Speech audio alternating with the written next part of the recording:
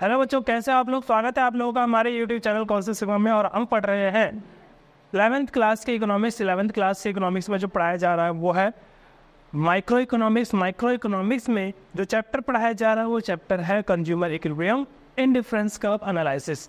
Indifference curve analysis का जो आज पढ़ाया जाएगा टॉपिक, वो हम टॉपिक कंटिन्यू कर रहे हैं पिछले क्लास से, जो हम पढ़ा रहे थे प्रॉपर्टीज ऑफ इंडिफरेंस कर्व के बारे में। तो इसको पढ़ाने से पहले मैं आपको बता दूं कि जितने भी बच्चे हमारा ये वीडियो देख रहे हैं उनको बता दिया जाए कि सारा का सारा सिलेबस आपको वीडियो पे भी अवेलेबल होगा। यानी हमारे पास कुछ बच्चे जो फेस टू फेस क्लासेस भी ले रहे हैं और कुछ बच्चे ऐसे हैं जो वीडियोस भी देख के कर रहे हैं। तो सारी क्लासेस आपको अवेलेबल होगी प्रॉपर पूरा, यानी कि सारा कॉन्सेप्ट पूरा सिलेबस। और हम उम्मीद करेंगे कि जितना ज़्यादा से ज़्यादा हो सके सिलेबस जल्दी से जल्दी कंप्लीट करवाया जाए। अब पढ़ाई पे आ जाते हैं। तो पढ़ाई पे जो मैं पढ़ा रहा था आपको वो प्रॉपर्टीज ऑफ इंडिफरेंस कर्व के बारे में। कंज्यूमर इक्विलिब्रियम को हिंदी में कहते हैं उपभोक्ता संतुलन। इंडिफरेंस कर्व को कहते हैं तटस्थता वक्र। एनालिसिस को कहा जाता है विश्लेषण, यानी तटस्थता वक्र विश्लेषण। मैंने तटस्थता वक्र विश्लेषण के बारे में थोड़ा सा तटस्थता वक्र का जो है ब्यौरा आपको पहले दिया है कि इंडिफरेंस कर्व होता क्या है। जब एक कंज्यूमर अपनी इनकम को खर्च करना चाहता है तो उस इनकम को इस प्रकार से खर्च करना चाहता है कि उसे मैक्सिमम सेटिस्फैक्शन मिले। यानी वो पैसा तो खर्च कर रहा है पर उस पैसे से उसे सेटिस्फैक्शन भी मिलना चाहिए। जब तक उसे सेटिस्फैक्शन नहीं मिलेगा वो वस्तुएं नहीं लेगा। ठीक है, सेटिस्फैक्शन इंपॉर्टेंट। और वो तब जाके अपने आप को इक्विलिब्रियम मानेगा, वो तब जाके अपने आप को मैक्सिमम सेटिस्फाइड मानेगा जब वो पैसा खर्च करके ज़्यादा से ज़्यादा सेटिस्फैक्शन प्राप्त कर लेता है। ठीक है, तो कोई भी व्यक्ति 5 रुपये खर्च करे, 10 रुपये खर्च करे, 50 रुपये खर्च करे, 1000 खर्च करे, लाख खर्च करे, कितना भी खर्च करे, उसका एम ये है कि जो मैं पैसा खर्च कर रहा हूँ, जो मैं पैसे दे रहा हूँ, उसके बदले मुझे मैक्सिमम सेटिस्फैक्शन मिलना चाहिए। अब मैक्सिमम सेटिस्फैक्शन के लिए वो दो तरीके से आप मैक्सिमम सेटिस्फैक्शन बता सकते हो। एक तो मैंने बताया था मार्शल का अप्रोच, और एक हम पढ़ रहे हैं हिक्स का अप्रोच। मार्शल का जो अप्रोच था वो यूटिलिटी एनालिसिस जो पिछला चैप्टर था, और अभी जो पढ़ाया जा रहा है वो है हिक्स का अप्रोच, यानी प्रोफेसर हिक्स का अप्रोच जो है ऑर्डिनल अप्रोच, जिसे आप इंडिफरेंस कर्व एनालिसिस भी कहते हैं। तो हिक्स ने कहा कि भाई संतुष्टि को आप गिनती में नहीं लिख सकते, जबकि मार्शल ने कहा था संतुष्टि को हम गिनती में लिख सकते हैं। ठीक है, मार्शल ने कहा था संतुष्टि को आप 1 यूटिल, 2 यूटिल, 3 यूटिल, 4 यूटिल, 10 यूटिल, 5 यूटिल ऐसे लिख सकते हो। हिक्स ने कहा ऐसे नहीं लिख सकते, हम संतुष्टि को सिर्फ इतना बता सकते हैं कि हायर लेवल है या फिर लोअर लेवल। संतुष्टि का आप कभी भी गिनती नहीं लिख सकते कि कितने किलो संतुष्टि मुझे मिला है, कितने ग्राम संतुष्टि मुझे मिला है, ऐसा नहीं लिख सकते, ऐसे प्रोफेसर हिक्स ने कहा। अब जब एक व्यक्ति या उपभोक्ता जब वस्तुएं खरीदने जाता है तो वो अपने पैसे को खर्च करने के लिए उसके पास डिफरेंट चॉइसेस होते हैं। डिफरेंट चॉइसेस में से उसे बेस्ट ऑल्टरनेटिव्स चुनना पड़ता है, यानी जितने भी ऑल्टरनेटिव उसके सामने हैं उनमें से उसे बेस्ट ऑल्टरनेटिव चुनना है। जब वो बेस्ट ऑल्टरनेटिव चुनता है तो वो चुनते चुनते 2 बेस्ट ऑल्टरनेटिव पे पहुंचता है। उन 2 बेस्ट ऑल्टरनेटिव से वो कॉम्बिनेशंस बनाता है। ठीक है, डिफरेंट कॉम्बिनेशंस बनाता है कि 1 ये लूँ, 10 ये लूँ, 2 ये लूँ, 7 ये लूँ, 4 ये लूँ, 5 ये लूँ, इस प्रकार से वो कॉम्बिनेशन बनाता है। तो मैंने आपको एग्जांपल दिया था कि एक उपभोक्ता जब मार्केट में जाता है फल लेने के लिए तो उसके पास अलग अलग प्रकार के फल है, तो वो सारे फलों में से 2 फलों के ऊपर आके रुकता है और 2 फलों को खा करके संतुष्टि प्राप्त करना चाहता है। तो वो 2 फल कौन कौन से थे, मैंने एग्जांपल में दिया था आपको कि 2 फल थे एप्पल और ऑरेंजेस। तो उसने ऑरेंजेस और एप्पल के डिफरेंट कॉम्बिनेशंस बनाए थे। उसने एप्पल और ऑरेंजेस के जो डिफरेंट कॉम्बिनेशन बनाए थे कि 1 एप्पल खाऊंगा तो 10 ऑरेंज खाऊंगा, फिर 2 एप्पल खाऊंगा तो 7 ऑरेंजेस खाऊंगा। इस प्रकार से उसने डिफरेंट कॉम्बिनेशन बनाए थे और हर कॉम्बिनेशन पे संतुष्टि का समान स्तर उसे मिला था, यानी कि लेवल ऑफ सेटिस्फैक्शन सेम रहा था।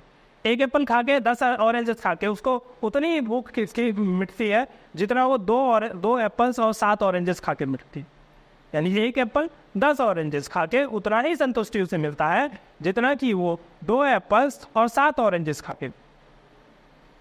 ठीक है, इसी प्रकार से कितने भी वो चेंजेस करता है क्वांटिटी पर उसका सेटिस्फैक्शन लेवल समान रहता है। ठीक है, तो एक को बढ़ाता जाता है, दूसरे को घटाता जाता है। तो इस प्रकार से एक डायग्राम बनता है, जिस डायग्राम को आप कहते थे आईसी कर्व, इंडिफरेंस कर्व। इस साइड एप्पल्स को दर्शाया जाता है और इस साइड ऑरेंजेस को दर्शाया जाता है। जैसे जैसे एप्पल घटता है वैसे वैसे ऑरेंजेस बढ़ता है, ठीक है। तो एप्पल को घटाने पे ही ऑरेंजेस बढ़ेगा, दोनों एक साथ नहीं बढ़ाए जा सकते और दोनों एक साथ नहीं घटाए जा सकते। अब मैं इसी इंडिफरेंस कर्व के डिफरेंट प्रॉपर्टीज यानी डिफरेंट कैरेक्टरिस्टिक्स की बात कर रहा था कि किस प्रकार की इसकी कैरेक्टरिस्टिक्स है, विशेषताएं किस प्रकार की है, कैसा दिखता है, किस प्रकार से बनता है, ये सारी बातें मैंने आपको बतानी है। तो उसमें से पहला कैरेक्टरिस्टिक्स मैं आपको बता चुका हूँ कि ये हमेशा डाउनवर्ड स्लोपिंग बनता है। डाउनवर्ड स्लोपिंग का मतलब होता है ऊपर से नीचे की ओर, यानी इंडिफरेंस कर्व ऐसे बनता है, इंडिफरेंस कर्व ऐसे नहीं बनता। इसको कहते हैं डाउनवर्ड स्लोपिंग और इसको कहते हैं upward sloping.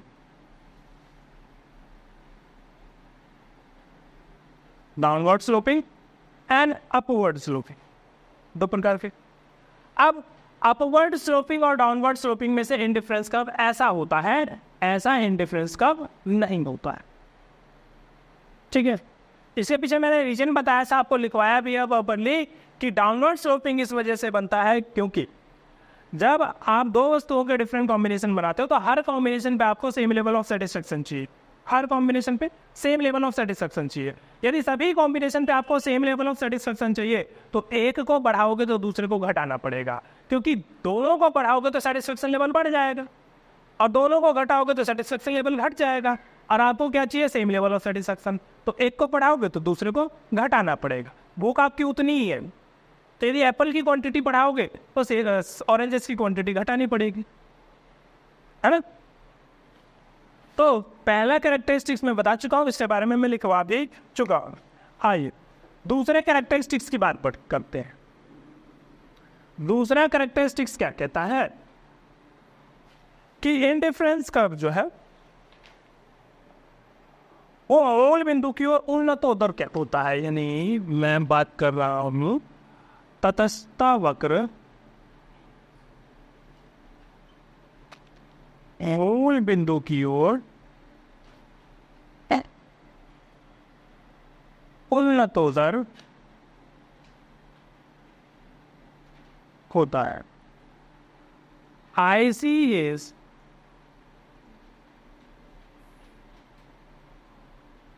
convex to the origin। IC जो है वो ऑरिजिन की तरफ कॉन्वेक्स होता है, यानी उन्नतोत्तर। अब ये उन्नतोत्तर, नतोत्तर, कॉन्वेक्स, कॉनकेव, ये क्या होता है ये मैं पहले आपको बता देता हूँ। देखिए जो डायग्राम बनेगा, एक डायग्राम तो ऐसा बनेगा जो ऑरिजिन ये होता, तो एक डायग्राम ऐसा बन सकता है जो ऑरिजिन की तरफ केव बनाता हो, गुफा, ऑरिजिन को कवर करता हो, ठीक है। और एक डायग्राम ऐसा बनता है जो ऑरिजिन की तरफ पीठ दिखाता हो, ठीक है। जो ऑरिजिन की तरफ गुफा बनाता है उसे कहते हैं केव, कॉनकेव, और जो ऑरिजिन की तरफ पीठ दिखाता है उसे कहते हैं कॉन्वेक्स, ठीक है। तो हमारा IC ऐसा नहीं होता, IC ऐसा नहीं होता। तो IC कैसा होता है? IC ऐसा,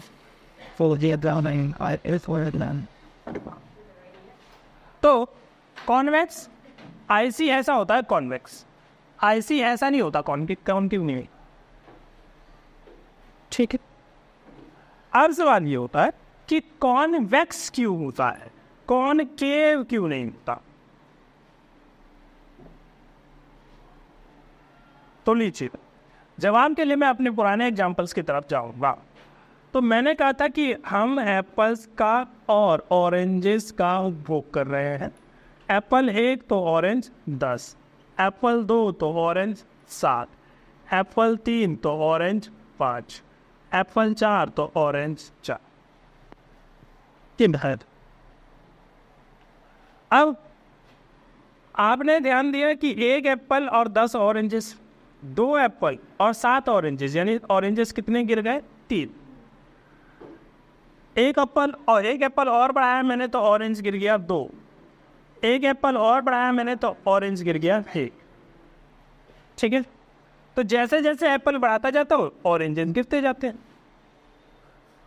ठीक है, पर ऑरेंजेस पहले की तुलना में बार बार कम गिर रहा है। पहले 1 एप्पल के लिए 3 ऑरेंजेस गिरे, फिर 1 एप्पल के लिए 2 ऑरेंजेस गिरे, फिर 1 एप्पल के लिए 1 ऑरेंजेस गिरा। पहली बात तो ये कि ऑरेंज गिर रहे हैं, गिर रहा है, पर घटती दर से। कैसे गिर रहा है? घटती दर से। रेट गिरने का क्या है? रेट है इसका घट रहा। पहले 3 गिरा, 2 गिरा, देखो माइनस ही हो रहा है, माइनस ही हो रहा है, पर रेट जो है माइनस होने का भी गिर रहा है। पहले 3 गिरा, फिर 2 गिरा, फिर 1 ही गिरा, यानी गिरने का रेट घट रहा है, डिक्रीजिंग रेट। तो इट मीन्स कि ये है डिक्रीजिंग, पहले तो डिक्रीज हो रहा है एट डिक्रीजिंग रेट। तो यानी कि ऑरेंज जो है, ऑरेंजेस आर डिक्रीजिंग, ऑरेंज गिर रहे हैं, पर कैसे गिर रहे हैं? Decreasing rates. नहीं आया, फिर से समझाइए, सुनिए। 1 2 3 4, मान के चलो पहले ऑरेंज था 10, 2 खरीदने पे मेरा ऑरेंज हुआ 9, तीसरा जब खरीदा तो मेरा ऑरेंज हो गया 60, चौथा जो खरीदा तो मेरा ऑरेंज हो गया 4। ठीक है, तो पहले देखो कितना गिरा? -1। अब कितना गिरा? -2। अब कितना गिरा? -3। इसको कहते हैं इंक्रीजिंग रेट, यानी डिक्रीज तो यहां पे भी हो रहा है, पर इंक्रीजिंग रेट से डिक्रीज हो रहा है। घट ये भी रहा है पर बढ़ती दर से, और घट ये भी रहा है पर घटती दर से। ठीक है, तो ऐसा वाला पॉसिबल नहीं।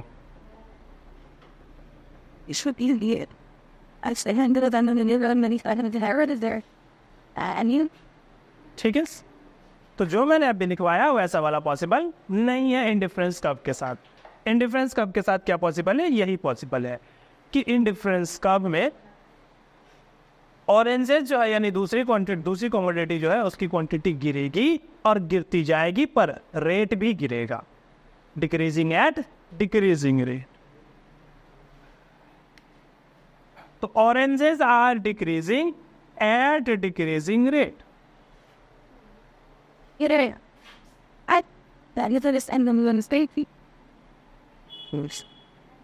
It implies the slope of IC is decreasing.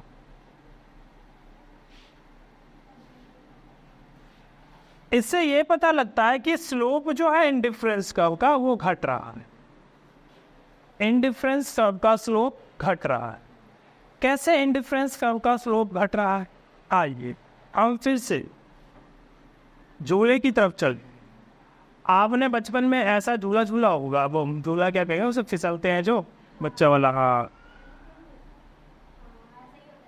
तो कौन सा वाला झूला होता है? ऐसा वाला होता है या ऐसा वाला होता है? ये ऐसा वाला नहीं होता, मैंने भी नहीं झूला ऐसा वाला।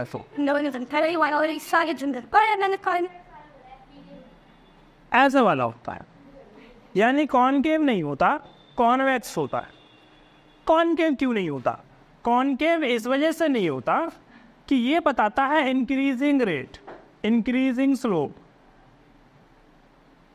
इंक्रीजिंग स्लोप का मतलब बढ़ता ढलान।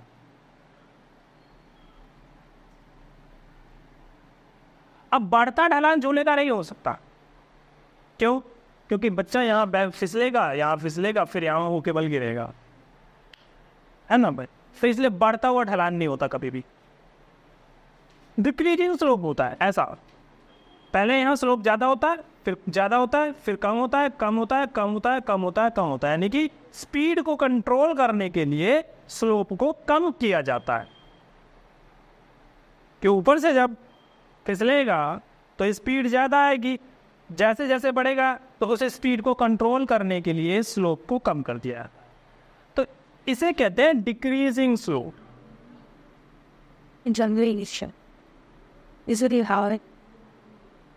तो आईसी आपका कैसा होता है? डिक्रीजिंग स्लोप वाला।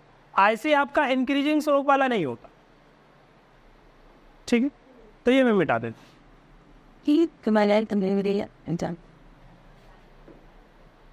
ठीक है, आए तो मैंने लिखा कि oranges are decreasing at decreasing rate, it implies the slope of IC is decreasing. Slope of IC क्या है? डिक्रीज हो रही। ठीक है, अब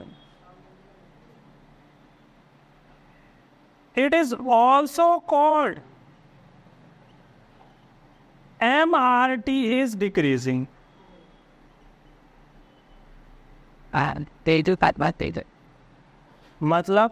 मतलब MRT का होता है marginal rate of transformation, marginal rate of substitution, marginal rate of substitution.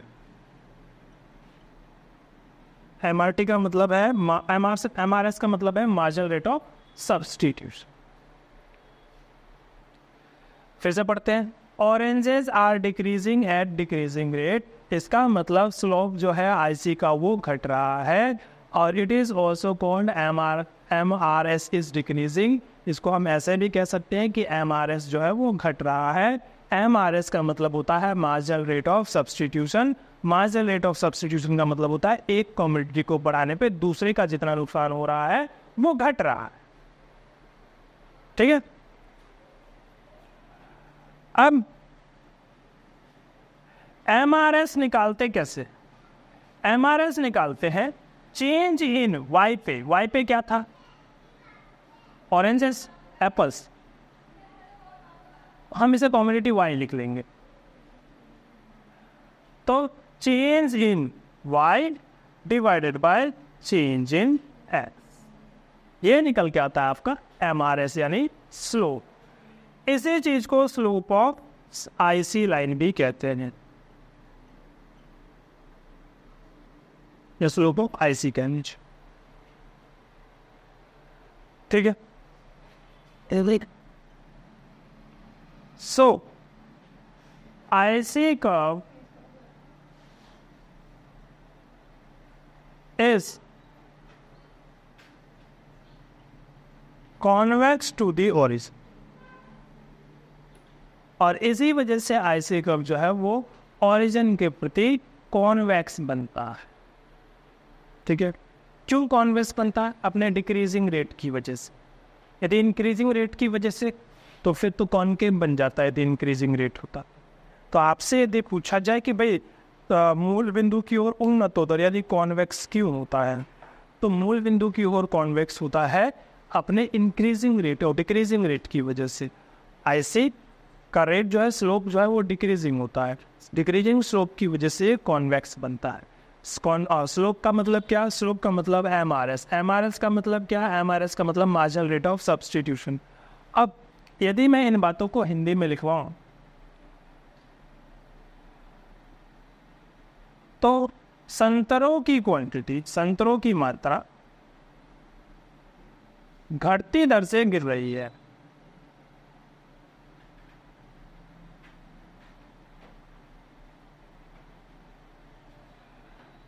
इसका अर्थ है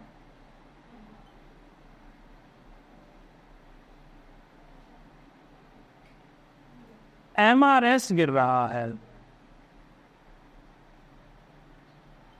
अर्थात आईसी का ढलान गिरता हुआ है।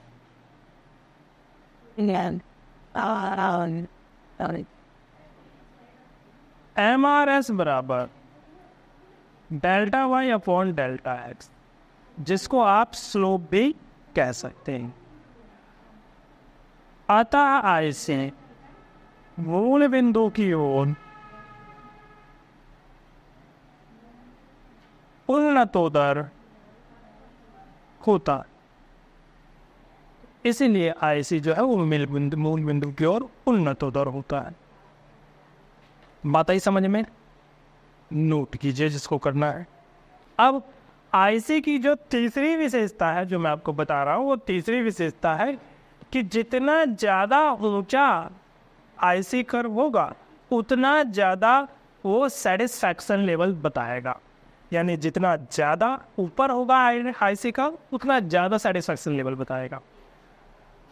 समझिए कुछ इस प्रकार से, देखना ध्यान से।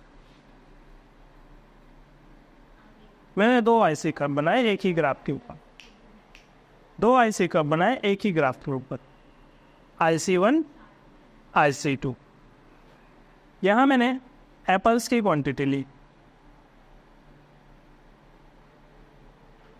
1 2 3, अरे या तो ऑरेंजेस आएंगे, यहाँ एप्पल्स आएगा। 2 4 6 8 10, यहाँ 1 2 3 4 5 6 7।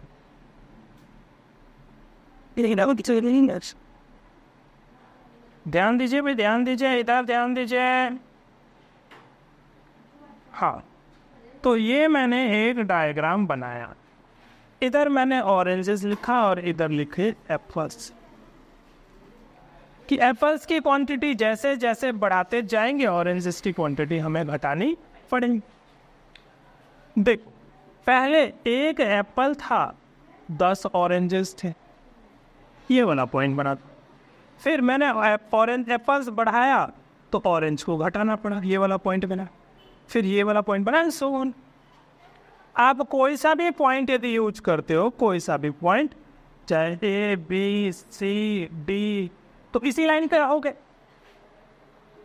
चाहे आप कॉम्बिनेशन A खरीदो, 1 एप्पल 10 सेब, सॉरी 10 ऑरेंज, या फिर 2 एप्पल और आपका 7 ऑरेंजेस। देखना थोड़ा टेढ़ा मेढ़ा बना है, कोई दिक्कत नहीं है ना। तो आपने 1 सेब खरीदा और 10 संतरे खरीदे, बात एक ही है, उतनी ही भूख मिटनी है। 2 सेब खरीदे और 7 संतरे खरीदे, बात उतनी है, भूख उतनी ही मिटनी। मतलब इस लाइन पे आप कोई सा भी कॉम्बिनेशन खरीद लो, आपकी भूख उतनी ही मिटनी है, आपको सेटिस्फैक्शन उतना ही मिलना है। ठीक है। अब यदि मैं इस लाइन पे जाऊं, ठीक है, तो इस लाइन का यदि ये पॉइंट देखूं तो यहाँ पे मैं 3 क्या खरीद रहा हूँ एप्पल्स, और 10 क्या खरीद रहा हूँ ऑरेंजेस। तो 3 एप्पल्स है और 10 ऑरेंजेस, ज्यादा क्वांटिटी है ना। तो यदि ज्यादा क्वांटिटी है दोनों का, एक का नहीं, दोनों का देखो ध्यान, ज्यादा है। ऑरेंजेस तो 10 है ही है, और एप्पल कितना है 3। इसका मतलब ये हुआ कि आपने ऑरेंजेस नहीं घटाए, और बल्कि एप्पल्स को बढ़ा और दिया। ऑरेंजेस घटाए नहीं और एप्पल्स को बढ़ा दिया। कैमरा बंद करने लगती। तो हमारे पास जो ये दूसरा पॉइंट है ना, ये वाला दूसरा IC2 के ऊपर कोई भी पॉइंट आप उठा लो, इसके मुकाबले ज्यादा क्वांटिटी होगी। कोई भी पॉइंट ले लो, अब ये वाला पॉइंट ले लो, इसके मुकाबले ज्यादा क्वांटिटी होगी। यहाँ पे ऑरेंजेस 8 हैं तो एप्पल्स 4 हैं, यहाँ क्वांटिटी ज्यादा है। जबकि उसी के पैरेलल यहाँ पे क्वांटिटी देखा जाए तो ऑरेंजेस 8 हैं तो एप्पल्स सिर्फ 2 हैं। तो ये क्वांटिटी कम है और ये वाली क्वांटिटी ज्यादा है। तो भाई ज़्यादा क्वांटिटी यदि आप खाओगे तो सेटिस्फैक्शन भी ज़्यादा मिलेगा, ठीक है। ज़्यादा क्वांटिटी खाने से सेटिस्फैक्शन भी ज़्यादा मिलेगा। अब यदि एक लाइन में और यहाँ पे खींच दो तो यहाँ के मुकाबले यदि पैरेलल देखा जाए तो ऑरेंजेस 8 है तो एप्पल्स 7 है। यानी जितना ज़्यादा और उधर जाते जाओगे क्वांटिटी जो है वो बढ़ती जाएगी, ठीक है। यानी सबसे नीचे वाला जो आईसी होगा उसमें क्वांटिटी कम हो, और क्वांटिटी कम होने की वजह से उसमें सेटिस्फैक्शन लेवल भी कम होगा। उससे ऊपर वाला जो होगा उसमें क्वांटिटी ज्यादा हो। मैंने बताया ना, सेम पॉइंट पे यहाँ 10 क्वांटिटी है, सेम पॉइंट पे यहाँ 12 क्वांटिटी है, सेम पॉइंट पे यहाँ 15 क्वांटिटी, सेम पॉइंट पे देखो पैरेलल है ना। तो इसका मतलब जैसे जैसे आपका सेटिस्फैक्शन इंडिफरेंस कब ऊपर की ओर जाता जाएगा वैसे वैसे आपका सेटिस्फैक्शन लेवल भी बढ़ता जाएगा, ठीक है। तो इसे कहते हैं नीचे, ये नीचे है, ये ऊपर है, ये ऊपर है। तो ऊंचा वाला तटस्था वक्र, हायर वाला आईसी, संतुष्टि का उच्च स्तर बताता है। Higher IC represents higher satisfaction level. जो ऊपर वाला सेटिस्फैक्शन आईसी होगा वो ज्यादा सेटिस्फैक्शन लेवल बताएगा, ठीक है। अब ज्यादा क्यों बताएगा? क्योंकि वहां क्वांटिटी बढ़ जाएगी, कॉमन सेंस है, ज्यादा क्वांटिटी पे ज्यादा सेटिस्फैक्शन मिलेगा, ठीक। कम क्वांटिटी पे कम सेटिस्फैक्शन मिलेगा। तो जितना पीछे रहोगे वहां कम क्वांटिटी मिलेगी, जितना ऊपर जाओगे ज्यादा क्वांटिटी मिलेगी, ज्यादा क्वांटिटी मिलेगी ज्यादा सेटिस्फैक्शन मिलेगा।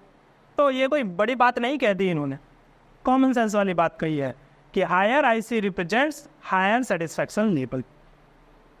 अब इसी बात को मैं लिख देता हूं।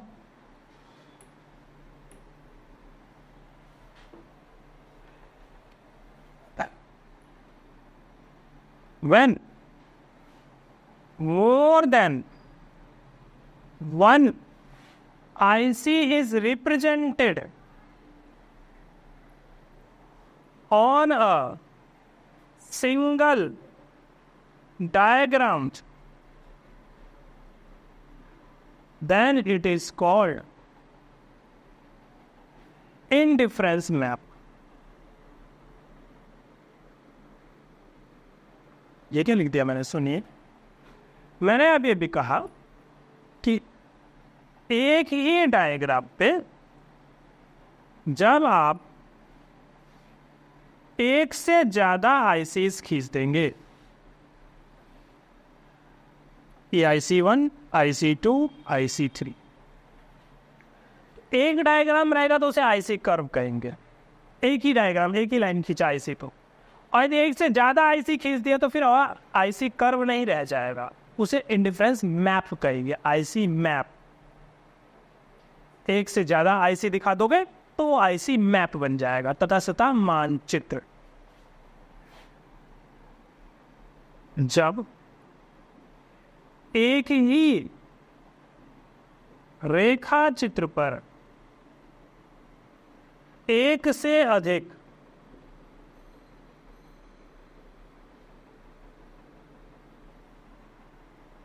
तटस्थता वक्र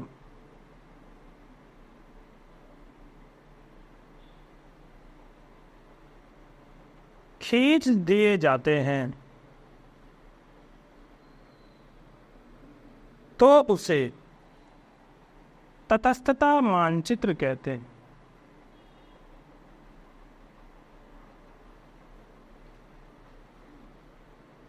मैं जो लैंग्वेज लिखवा रहा हूँ ये प्रॉपर आप लिख सकते हैं, एग्जाम में फुल मार्क्स मिलेंगे।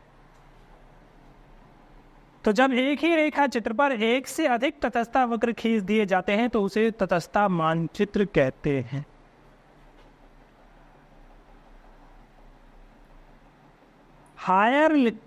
Higher IC represents more quantities of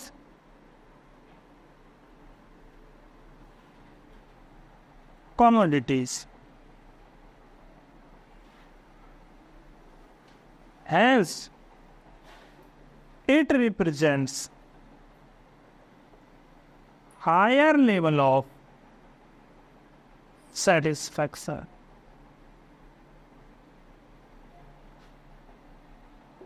ऊंचा तटस्थ वक्र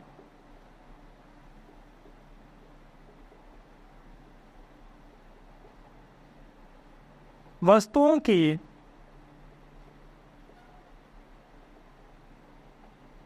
अधिक मात्रा को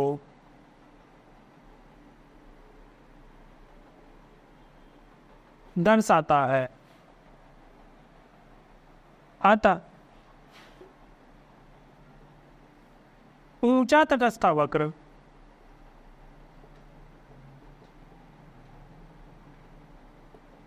संतुष्टि के उच्च स्तर को दर्शाता है। हायर वाला हायर ज़्यादा क्वांटिटी बताता है, इसी वजह से वो ज़्यादा सेटिस्फैक्शन लेवल भी बताता है। IC2 represents higher level of satisfaction as compared to IC1, but lower satisfaction if compared with IC3। तो IC2 जो है IC1 से ज़्यादा बताता है, पर IC3 से कम बता। ठीक है, अब इसका हिंदी में यहाँ लिख दूँ, कहाँ लिख दूँ? नीचे आ जाएगा ये?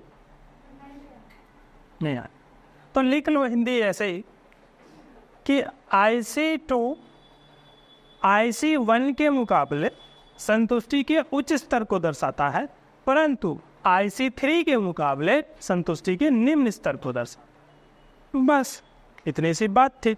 तो ये मैंने आपको डेफिनेशन और तीसरा जो है वो कैरेक्टरिस्टिक्स बता दिया आपको IC कर्व का। इसके बाद अगला कैरेक्टरिस्टिक्स अगली क्लास में बताएंगे। ठीक है, तो उम्मीद है आपको क्लास में जितनी भी बातें बताई गई है वो समझ में आया होगा, आपने प्रॉपर नोटिंग भी की होगी। तो वीडियो देखिए, लाइक कीजिए, शेयर कीजिए और चैनल को सब्सक्राइब कीजिए। धन्यवाद।